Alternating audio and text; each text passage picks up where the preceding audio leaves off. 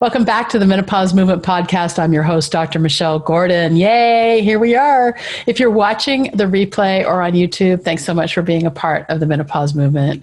I appreciate you. Today, we welcome Megan Nolan to the podcast. Megan is a personal trainer and yoga instructor with over 15 years experience. She is on a mission to help busy entrepreneurs commit to a consistent yoga practice so they are vibrantly energized and taking empowered action toward their big dreams. During the podcast, we talk about yoga at my desk, strength and flexibility, stories behind the yoga poses, what happens when we sit, especially for long periods of time? How to create a pattern interrupt, aligning the body and what that means, the importance of warming up, when to stretch, the best time to stretch, the primary function of yoga. Now, at the end of the episode, make sure you visit drmichellegordon.com/podcast, where you can find the show notes, plus the links to the books and resources mentioned in the episode. And if you enjoy this episode, make sure you subscribe to the podcast so you are always the first to know when each episode is released. You can subscribe on Apple Podcasts or wherever you get your podcasts. And thank you for all of the 5-star reviews. If you haven't left a review yet, please take the time to review the podcast. This helps more women to find it and get the help they need during the disruption of menopause. No one should have to go it alone. And thanks so much for being a part of the menopause movement. I'm excited and I appreciate you so much. And here we are. Let's go to Megan.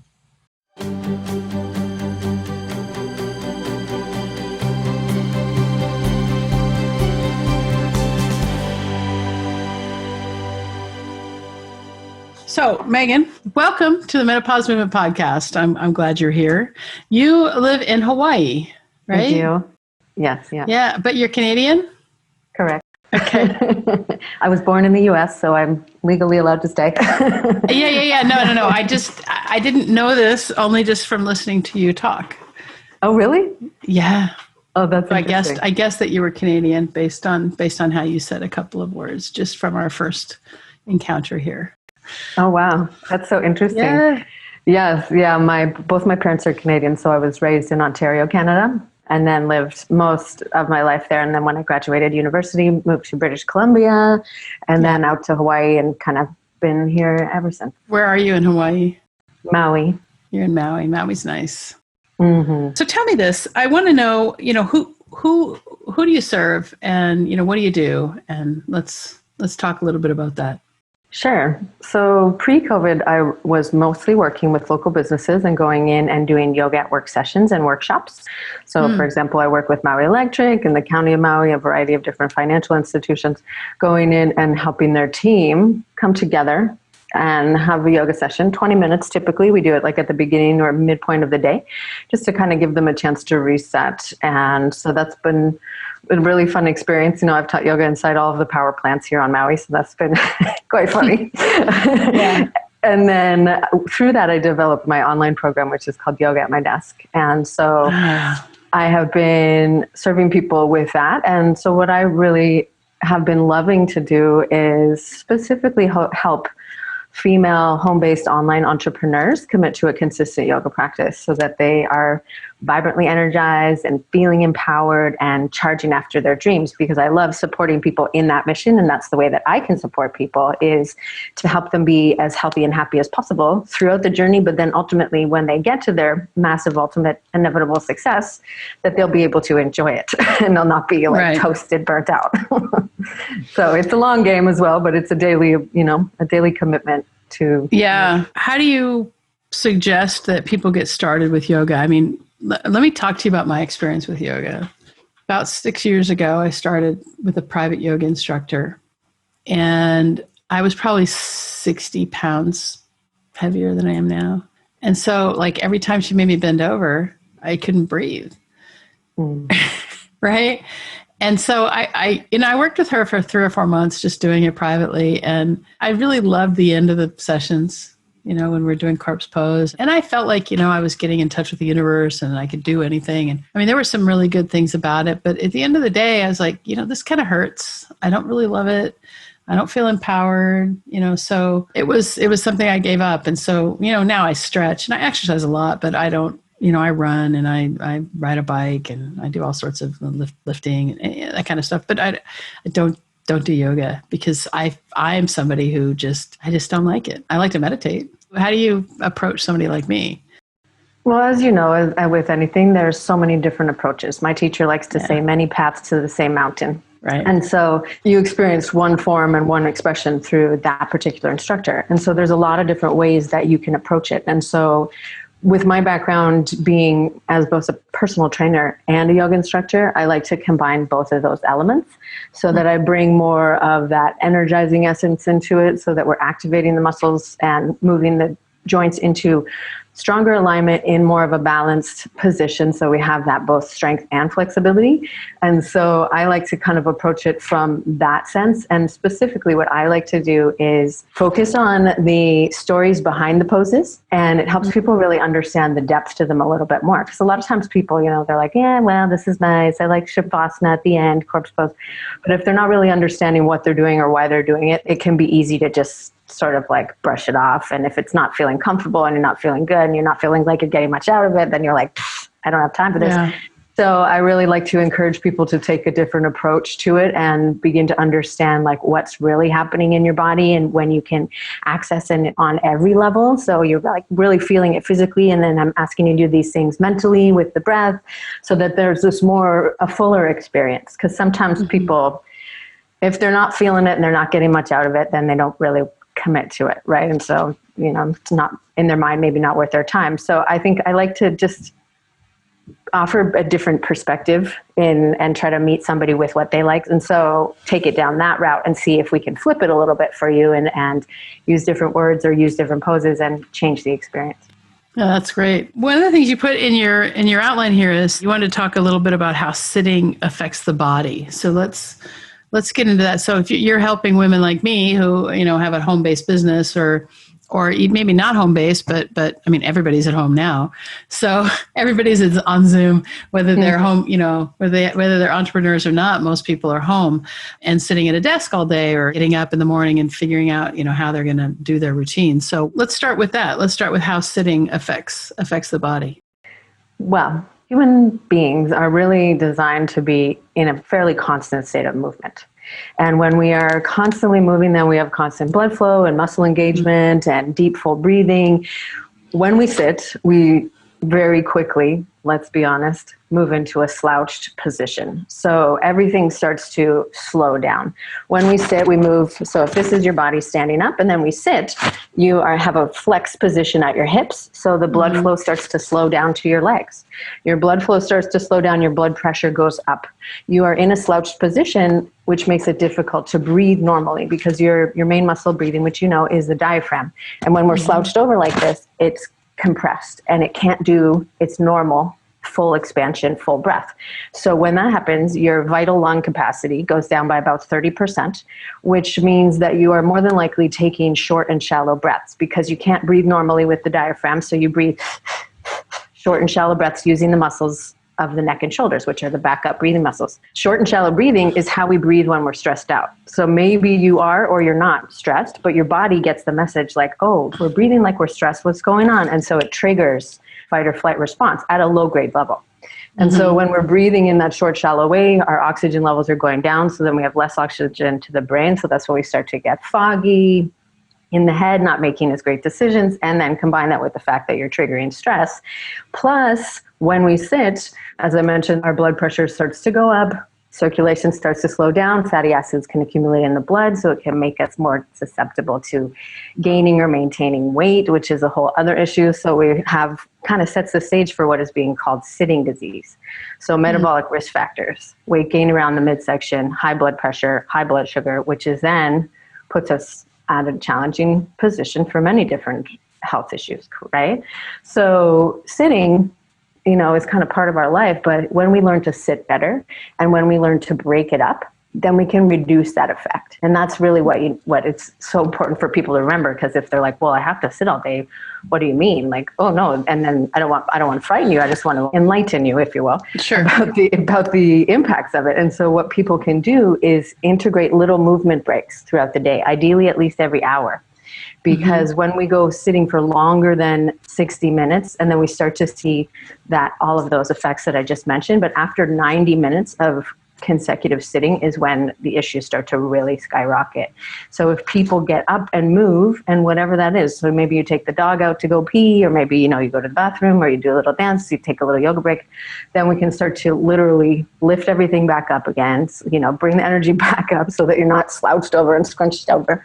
Get your blood moving throughout your whole body, taking some breaths to oxygenate your system so that you can come back into stronger physical alignment, which then, of course, affects your mental and your emotional alignment as well, because we have that whole connection between our mind and our body. And so if we're sitting slumped over, then your body, again, is receiving messages like, oh, what's the matter? So we're stressed out and we're breathing and we're scrunched over like we're really sad. And so we have that embodied physiology connection, right? Because our brain is sending signals to our body and our body sending signals to our brain constantly. And so it's so important that we're aware of our physical posture and throughout the day so that we can optimize our health. So how do you feel about those things that they're selling on Instagram for your body posture that you put on, like an electrode or something? I've never seen those.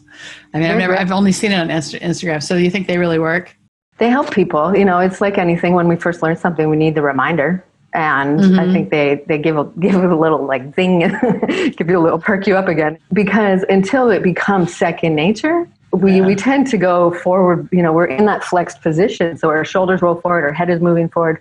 And so that becomes our pattern. And so until we start to do pattern interrupts and training your posture, like first thing in the morning, doing some things to get you energized and wake up the muscles specifically on the backside of your body, including your backside, to really help to invigorate you to hold that stronger posture, because that little reminder is great. But ideally, you learn to do that on your own. But it takes time to train new habits. It does, yeah. So you use the phrase pattern interrupt. How can we incorporate more pattern interrupts, especially when it comes to reminding ourselves to get up, or, reminding ourselves to sit straight if we're going to be sitting? The best way to do it, I find, is to do a little session first thing in the morning. And it doesn't have to be a long time. If you have 5-10 minutes to do whatever you like to do, maybe that's go for a quick run or go on your bike, literally just invigorate your body. Because if you wake up, typically people sleep on their sides or they sleep in some sort of compressed position. So if we wake up and then we go right into the desk position, then we're kind of sticking in that for a lot of the day. But if we wake up and we invigorate our body, again, oxygen flow, boost our metabolic rate, all those good things, we're more likely to be aware of our body throughout the day. And then honestly, the best way that I've found is setting alarms on your phone, because realistically, like you get on your phone you get on the computer and then you're in your emails and then like 2 hours have gone by and you've been fighting the urge to pee for like, half an hour. So really, I find the most helpful thing is whenever I get in front of the computer is I set an alarm for 25 minutes. And then when the 25 minutes goes off, then get up and have a 5-minute window. So this boosts productivity actually, because we condense our time into that time frame. So we get a lot more done and we avoid distractions. And then it reminds you to get up and get moving. And then it's great for the brain, because the brain, doesn't do as well if we're asking it to concentrate for more than 45 to 50 minutes at a time. So when you break it up like this and give yourself those little reward breaks, if you will, and get things moving again, then go back in, you'll actually increase your productivity and you'll feel better. You'll have more energy. You'll not be as distracted by the aches and pains in the upper back. And then by the end of the day, hopefully feeling more energized, because you've literally energized your body throughout the day. It's not just like sitting slouched over. And then at the end of the day, we can really feel worn out by that posture, because it's actually harder to be in that posture than in good posture. Right, yeah. One of the things when I started doing this full time, I made it a point to fire my dog walkers. And, so part of my job is to make sure I get out and walk for at least an hour every day. It's one of the things I do in the morning with my dogs. And one of them likes it a lot and the other one is a little bit lazy. At least twice a week, I'll take them on 5-mile walks. And that usually takes me like an hour and 45 minutes. And it's not like I'm not trying to do anything fast, it's just out there and, my chance to listen to a book and walk the dogs up a big hill and get them tired and get me tired. And then I come back and I'm able to work, So I've made that quite a priority. And so I probably walk at least 20 miles a week now, on top of any, running or elliptical or biking or anything else I do. It's just walking the dogs. It's turned out to be a pretty important thing. And I think as entrepreneurs, I think it's important that we look at, the lifestyle that we have. I mean, we are entrepreneurs. We have a choice to build the business any way we want.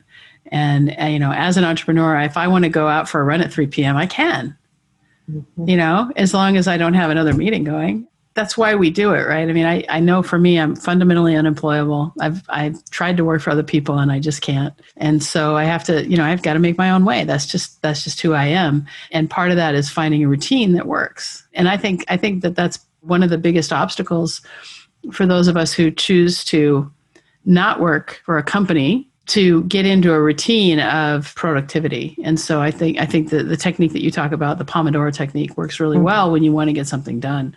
You know, 25 minutes or 55 minutes or 50 minutes, no more than that. I first heard about that from Brendan Burchard. And he said like every 50 minutes you get up and you know, he taught us like a Qigong kind of thing where you pat your legs and get the blood flow and that sort of thing. So we've seen a lot of studies. I mean, as a doctor, I see a lot of studies on what sitting can do. You know, and sitting is like a sedentary lifestyle can, like you said, it can decrease your metabolic rate. It can put you at risk for metabolic diseases like diabetes, can increase your cortisol levels, you know, and it feels like stress, like you said, to your body, but you may not even feel that it's stress.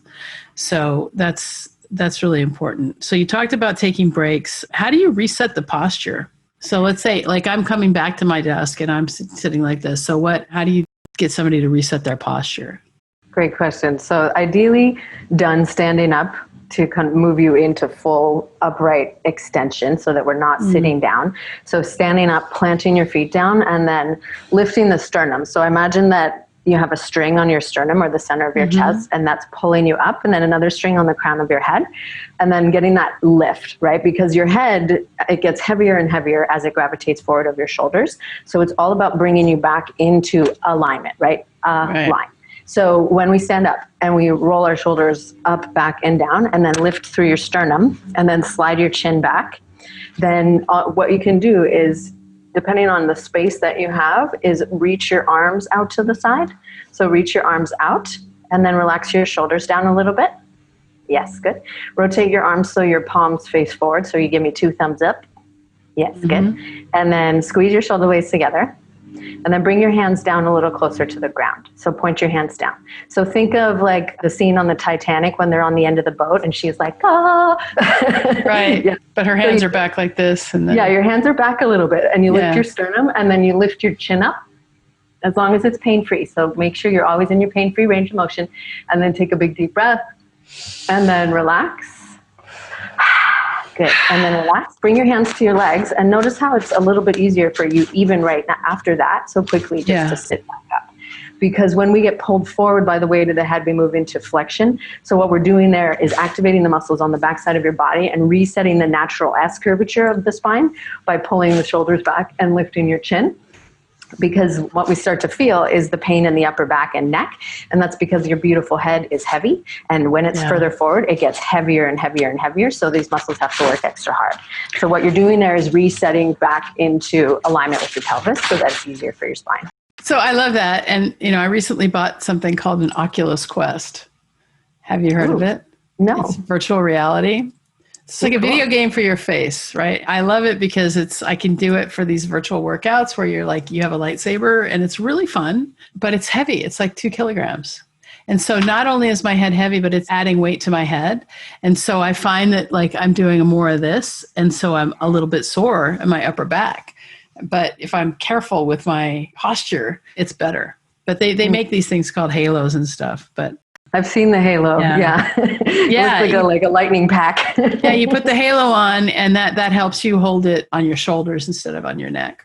Good. So, but it's fun. It's really fun for workouts. It's like you have bats and you're hitting different, you know, and it's having you do all these full range of motions that we don't always do. As we get older, we're not as flexible. So speaking of flexibility, what tips do you have for those of us who may have used to be able to take our leg and put it up to our ear and no longer can do that? So how do you help people that way?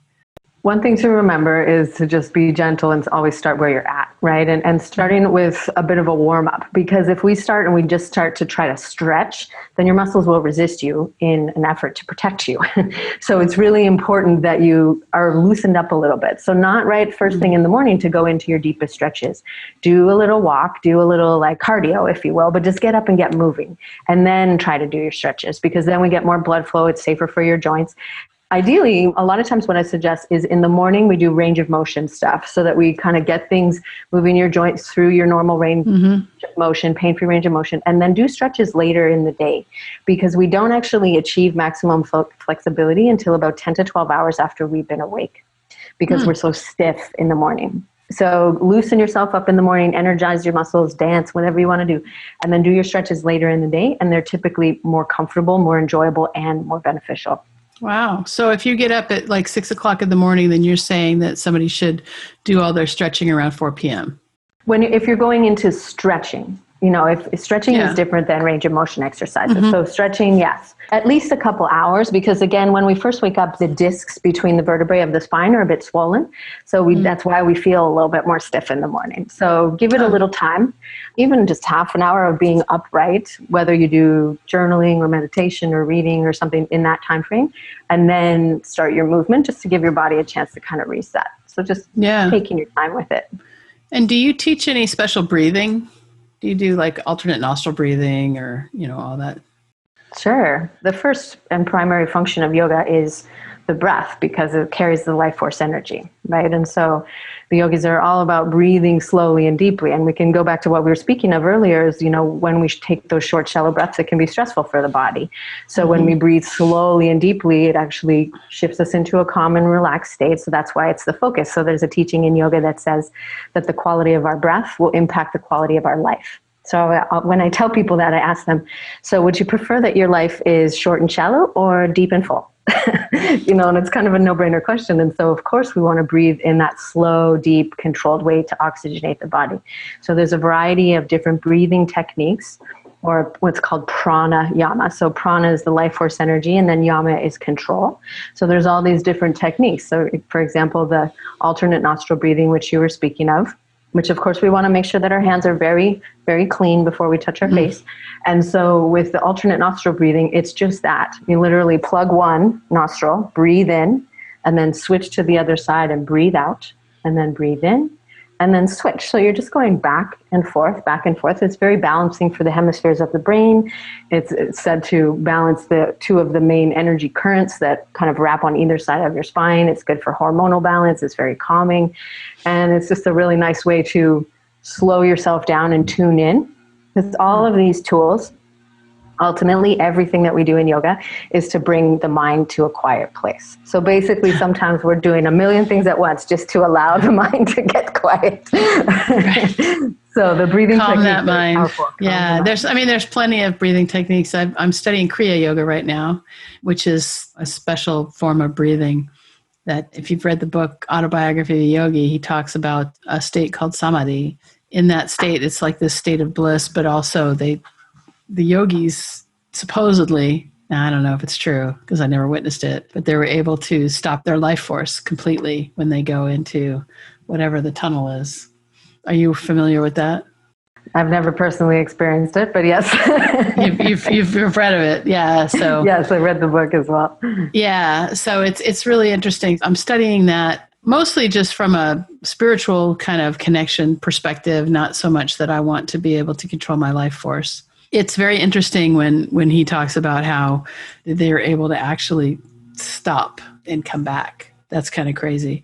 But there's this new book out. I don't know if you're familiar with it. It's called Breath. It's by James Nestor. It's called The New Science of a Lost Art. But what's really interesting about it is that the big premise is to close your mouth. And so I experimented with taping my mouth shut at night. I didn't wake up any more rested. So I was like, I might try it again, but it's very interesting because I noticed as my father got older, his mouth was open. Always like that, right? So his mouth breather. And I've noticed myself as I've aged that I'm starting to do some of those things. I'm like, I don't want to do that. But then I tried to run with my mouth closed and I couldn't go for more than 3 minutes. It's really interesting. I don't know that, if you're going to do endurance sports and stuff, if you can actually breathe that way, but maybe you can. I don't know. Maybe with training. Yeah, you got to practice it for sure. All right. So you have here that you want how to bring your body back into balance to stretch out tight spots. How do you do that? Neck and shoulders particularly. So as we mentioned before, going back into the strong alignment. So in yoga, we call that mountain pose. So we stack everything, stack the joints one on top of the other, like you would stack a pile of boxes. So it's bringing yourself initially back into that strong position. So if people aren't sure what that looks or feels like, you can scoot yourself right up to a wall and then have your heels a few inches out and press your hips back towards it, roll your shoulders back and try to bring your head back and not force anything though. Okay. So if at first you're like, whoa, I can't get my head anywhere close to there, just work on relaxing your shoulders back. Maybe you make contact with the head, shoulders, and the hips. Maybe not right away. And so it's a practice, right? Like we just said, everything is a practice.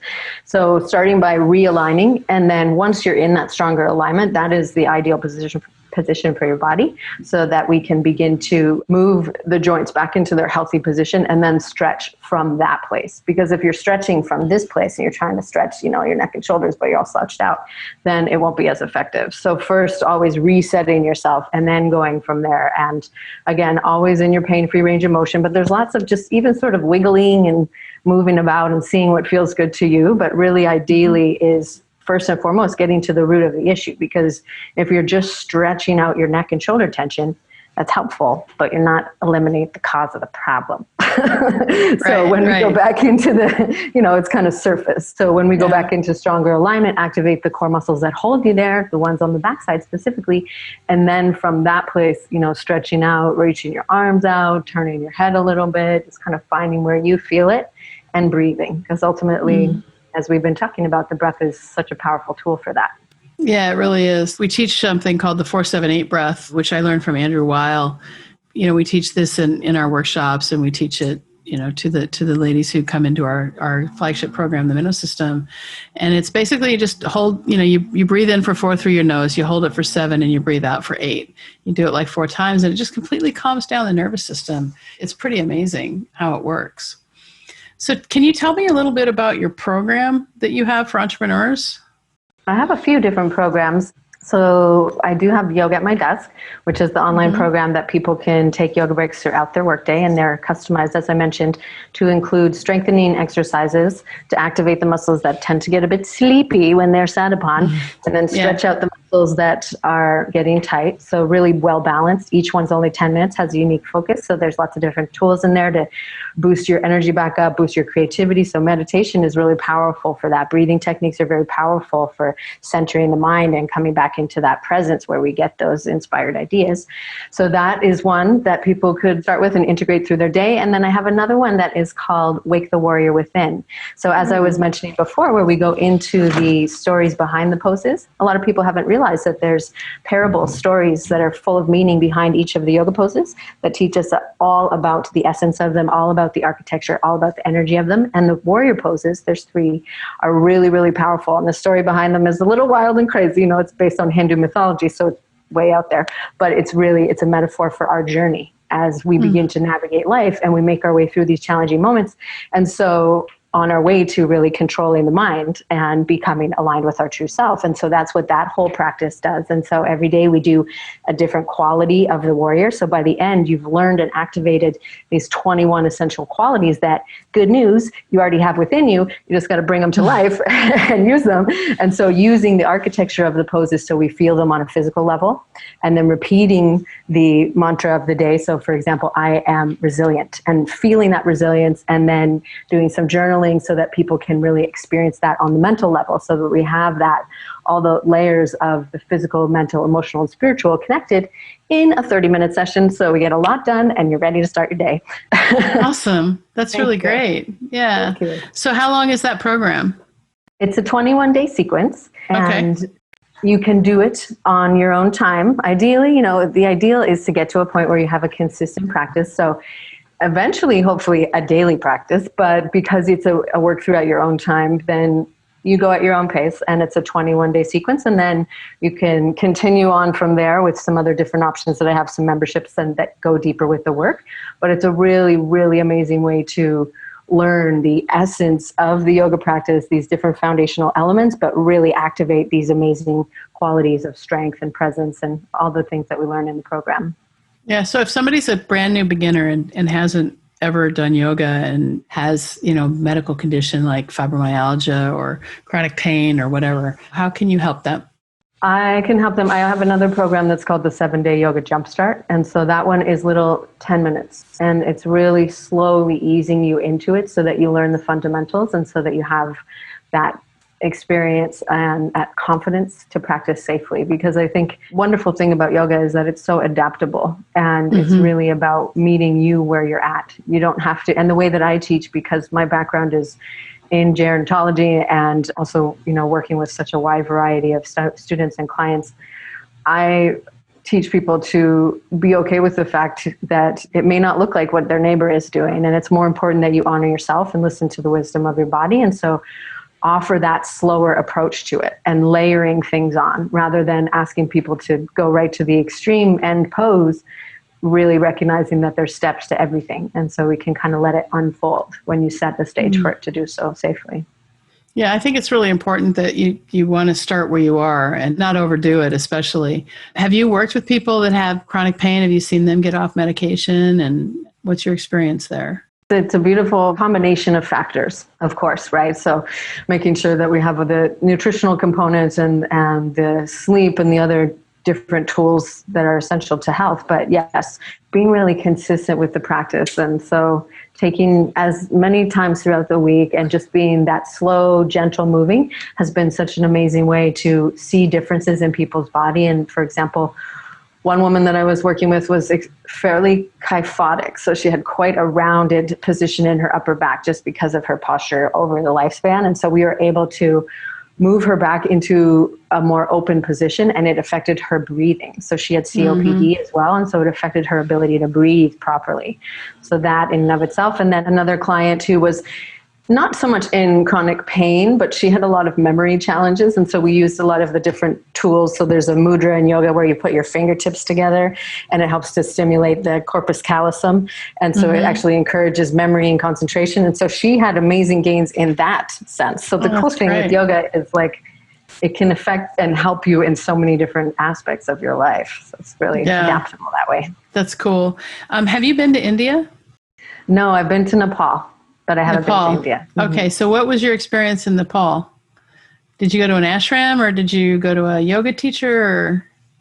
We stayed at an ashram and I did a training there. So I was there for 3.5 weeks and we did a week of training. And then we did hiking and kind of little side trips out from there into Kathmandu and surrounding areas. It was a very beautiful experience. I think the one thing that really struck me was the pureness of people. And when they would meet you on the street, there was no kind of like dismissive sense. Like anytime you saw anybody, namaste, and they were so friendly and kind and present. And I mean, there's such vibrancy and fluidity in life there. And so it's a really beautiful contrast to Western culture for sure. And go up into the Himalayas and really get a sense for the beautiful stillness that's up there and the sacred depth of life up there. And yeah, so it was a very beautiful experience overall. No, that's great. That's great. Yeah, I haven't been there. I want to go to India and Nepal and check out the Himalayas at some point. But we're in a pandemic. Yeah. And it's a lot more serious than I think anybody ever thought it would be. Was there anything else you were hoping to share with the audience? Well, just making yourself a priority, right? So making yourself a part of your day. Because I think as women, as entrepreneurs, we have this mile-long to-do list. And for some reason, taking care of ourselves gets pushed to the bottom unless we make it a priority. And really knowing that, the way that we show up for ourselves will definitely impact how we show up through the rest of the day. And it's so important that we're filling ourselves up, right? It's that oxygen mass principle, or you can't pour from an empty cup. We all know all the analogies, but it's really just honoring the fact that if we take care of ourselves now and we feel stronger and healthier now, then it will affect the quality of our life over our lifespan. So that, and then just knowing that, even if you just have a couple minutes, it's really helpful. Just because you don't have 2 hours to do it or an hour to do it, don't dismiss it. Get in there and be like, all right, I got 5 minutes. What am I going to do? And make the most of it, and really just making time for yourself. We all have those 24 hours in the day, and it's just about what we do with them, right? So where can people find you? Well, I am on Instagram and Facebook as Yoga at My Desk, and my website is yogaatmydesk.yoga. And I do have a little gift if you guys want to check out one of the 10-minute sessions to help get rid of tech neck. So you may have heard of that yet. Tech neck is the neck tension that we feel as a result of being on our technological devices all day. So as we've talked about, bringing all those tools together, resetting your posture, softening the tension, just nice little way to give yourself some of your attention, some well-deserved attention. So that could be a way that we can connect as well. Great. Awesome. So we'll hook that up. You're going to send us that link. We'll put it in the show notes. Yeah.